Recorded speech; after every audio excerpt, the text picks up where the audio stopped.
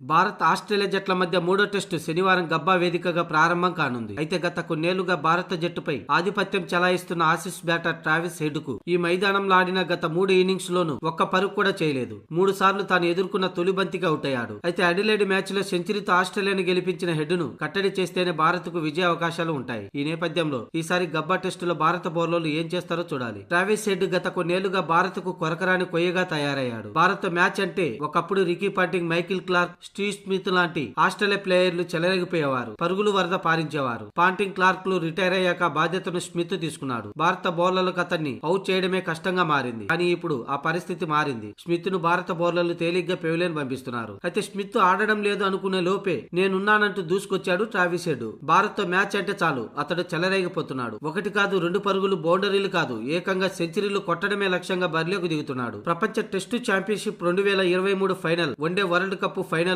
శతకాలతో చెలరేగిపోయాడు. భారత్ ఈ 2 టోర్నీల్లోనూ విజేతగా నిలవలేకపోయిందంటే అందుకు ప్రధాన కారణం ట్రావిస్ హెడ్. అంతేకాదు బోర్డర్ గాస్కర్ ట్రోఫీలో 2వ టెస్టులోనూ 100 స్ట్రైక్ రేట్ తో 140 పరుగులు చేసిన హెడ్ ఆసీస్ గెలుపులో కీలక పాత్ర పోషించాడు. 2023 నుంచి భారత్ పై అత్యధిక పరుగులు చేసిన బ్యాటర్ గా ట్రావిస్ హెడ్ ఉండడం గమనార్హం. ఇలాంటి బ్యాటర్ ను కట్టడి చేస్తేనే బోర్డర్ గాస్కర్ ట్రోఫీలో గెలిచే అవకాశాలు ఉంటాయి. అయితే గబ్బా స్టేడియంలో గత 3 ఇన్నింగ్స్ లోని హెడ్ గోల్డెన్ డక్అవుట్ అవడం గమనార్హం.